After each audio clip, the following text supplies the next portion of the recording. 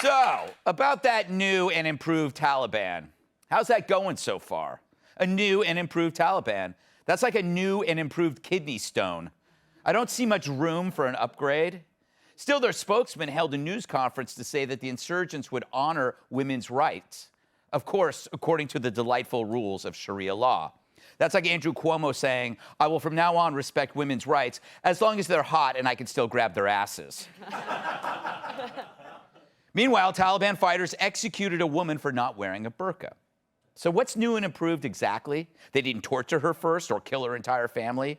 I guess that's progress. So yeah, thank God we're back on the world stage. Too bad our play opened and closed on the same night. But at least the U.S. ambassador to the UN sent the barbaric thugs a strongly worded letter. We have expressed in no uncertain terms here at the United Nations through a very strongly worded press statement from the Security Council that we expect the Taliban to respect human rights, including the rights of women and girls. We have also indicated that they have to be respectful of humanitarian law. How did Wolf keep a straight face? I've seen a game of tag taken more seriously than this. A strongly worded letter? That's like a strongly worded game of Yahtzee. Yeah, if there's one thing we've learned about the Taliban, they really respect a stern note with a fancy typeface. Meanwhile, on Twitter, both of their official spokesmen have unverified accounts, which seems unfair to them. Hell, even Kilmeade has a blue check mark. It's funny, the Taliban on Twitter. That's like Fred Flintstone operating an iPhone. It's like a Neanderthal playing Call of Duty 2. It's like Joe Biden wearing pants. A regime that champions a return to the dark ages tweets about pressers from their smartphones. I wonder who their service provider is, and does the goat porn cost extra? Does for me. I'd imagine the Taliban is a little myth that you can retweet, but you can't behead. And where's the emoji for Death to America anyway? You think Twitter management cares? Former President Trump is still banned from the platform, among other Republicans. But so far, the Taliban remains. Maybe Twitter's CEO, Jack Dorsey, just likes the cut of their beards. Can you tell which one is which? I can't. Yet Twitter allows this disinformation to remain. When I announced our drawdown in April, I said we would be out by September. Our military mission in Afghanistan will conclude on August 31st. The drawdown is proceeding in a secure and orderly way, prioritizing the safety of our troops as they depart. Yeah, that didn't happen. So when asked about this contradiction in treatment, Twitter said their top priority is keeping people safe. Of course, unless it's Afghan women and people who think like Trump. If those words were any more empty, they'd be Hunter Biden's medicine cabinet.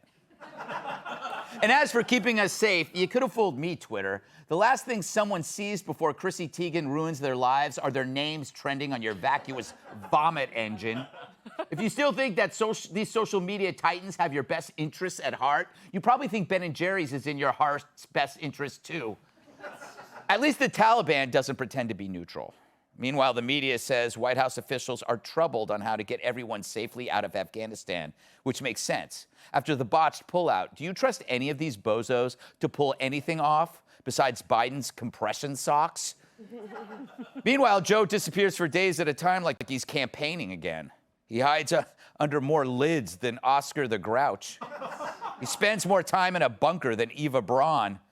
Fact is, you can't expect a successful evacuation without a threat of destruction if you stop us. Have we made that clear? No, because we're the bad guy. Remember, our military brass were too busy pondering critical race theory and diversity brochures than organizing an orderly exit. If the real problems are white racism, how can we tell the Taliban what to do? We lost our moral authority to a group who has the term oppressor in their job description. If only these guys had Trump 2024 decals on their RPGs, it'd be so much easier. And so Joe Biden became a lame duck presidency in record time. My apologies to ducks everywhere.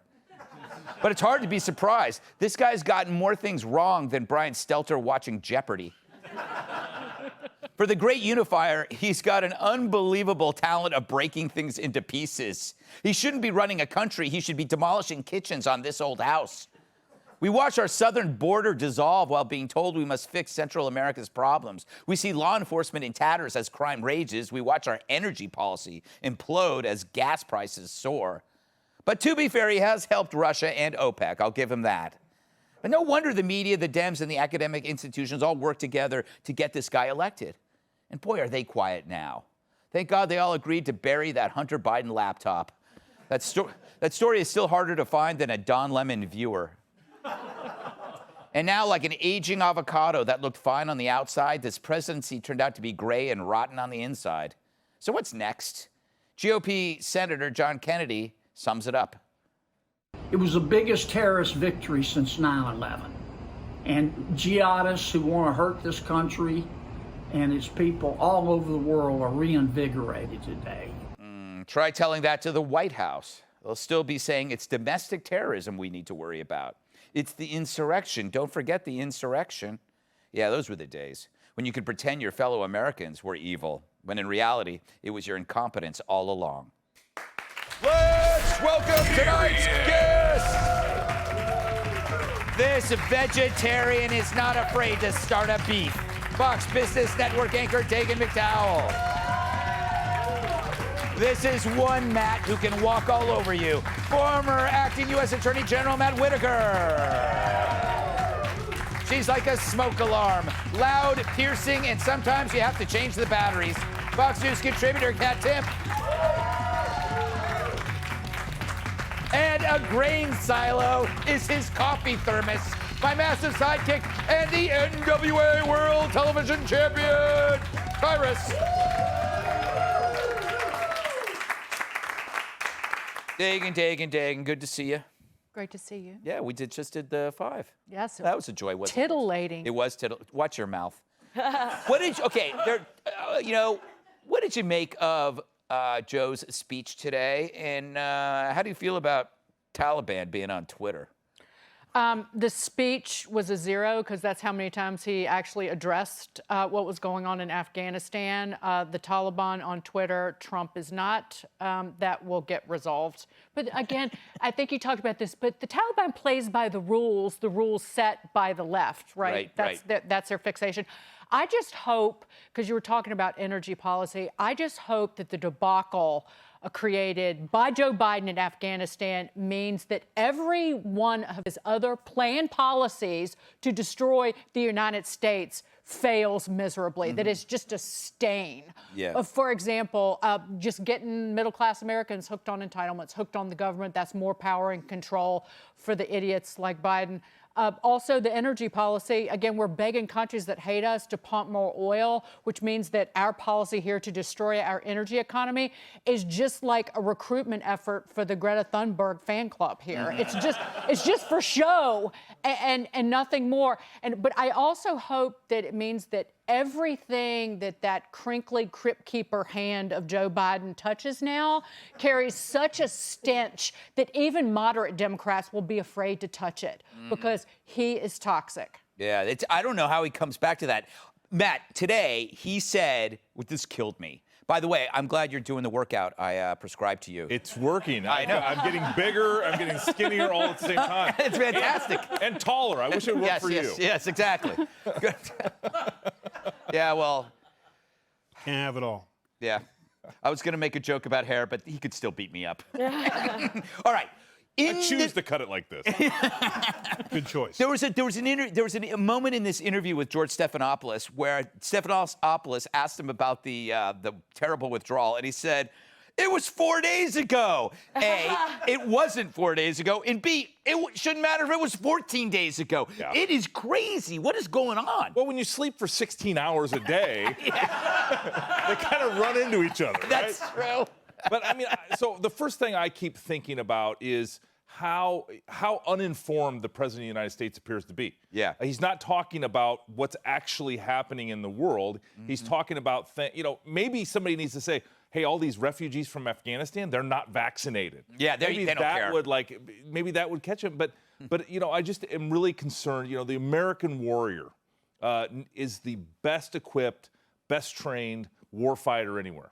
And we need to make sure that this doesn't demoralize that whole class of people that raise their hand and swear to give their life in defense of the republic. And I'm really concerned how demoralizing this has been, and we need to remind them every chance we get that their sacrifice was not for naught, that, you know, that they were defending the principles we stand for, and that the flag, you know, is going to fly forever, and that we can be trusted as an ally. Some of these are really on the ropes, and we need to make sure that's not lost. It's a really important point to decouple the withdrawal from their service, because part of the accomplishment of their service is that we didn't have to think about Afghanistan for a long time. I didn't think about it. I was like, it became background noise precisely because of their efforts. Tyrus, good to see you back with your belt. Are you going to carry that belt wherever you go? Till somebody takes it. So the short answer is, yeah, it's going to be on my shoulders for a while. What should we be doing? I know what we shouldn't be doing, and there's one thing, and this is going to be a little friendly fire on the Republican side, because Joe Biden's gaffes are glaring. I get that. But we need to stop being Democrats where all we do is attack and blame, and we know what's bad. How about getting some solutions? You know, Senator Kennedy, he's driving me crazy. I live in Louisiana. You know, and he's always running his mouth. Do your job. Get off the camera. I don't need to hear, you know, Ted Cruz. 3 snowflakes landed in Texas. You jumped out the country and blamed it on your daughter. So I don't want advice on you on how to get people to leave a place or whatever. Afghanistan, we just don't belong there. Our ideologies, it's centuries of the way they are. And every time we come in, we put Band-Aids. We make things better for a little while. But as soon as we leave, they go right back to where it is, and then the bloodshed happens. When President Trump when we pulled troops out of Turkey, everyone was like, he's a war criminal because we left our allies to get slaughtered and da-da-da, et cetera, et cetera. Doesn't matter what America does. If they don't believe in what we're doing, if they don't buy into it, there wasn't a huge fight from the Afghanistan army. They literally would start pointing where the tanks and stuff are as soon as we pulled back. So this is ugly, but let's get some solutions. I want to hear some great solutions that people can get behind, and at the same time support our troops, because yes, we can bash the president. It's easy. He literally, every time he talks, you got something new to make a joke about. But and you made a great point. We're also, when we're trashing our troops, and we need to remember that these guys are still out there giving their lives trying to get people home, and we need to stay on point with solutions and supporting our troops. By the way, if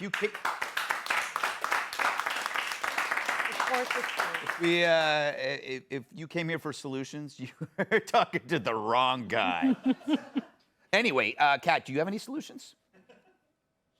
Well, about what? Anything in general. Her next Sincerely Kat's going to break this down for us. I should do a Sincerely Kat where I solve the crisis in the Middle East. But you know what? It is actually, there's a good point here about the Afghan army. Why would you fight if you assume? Why would you fight the people that are going to take over? Because they're going to kill your family and kill everybody if you fight. So they're just like, well, it's the Taliban. You know, I'm just going to anyway. And why would anyone focus on solutions if there's been no accountability for not having solutions and for messing this up, lying about how bad you're messing it up, and then just saying, I don't know how that happened. That's way easier. And there's no consequences for it, unfortunately. I think the Taliban's bad. That's good. Good on you. I don't like them. They probably don't like me either, though. Yeah. Well, a lot of people don't like you. So exactly. It's like you're putting them in a large group. Exactly. I've done things that are horribly offensive by like Western American standards. Yes. So I can't imagine how they would feel. Yes. Can I volunteer my time to support the troops? Yes, you can. Yes. When they come home? Yeah, absolutely. I don't know how you would support them, but I'm afraid to ask. I have lots. Moonshine. Yeah. Hey, Sean Hannity here. Hey, click here to subscribe to Fox News YouTube page and catch our hottest interviews and most compelling analysis. You will not get it anywhere else.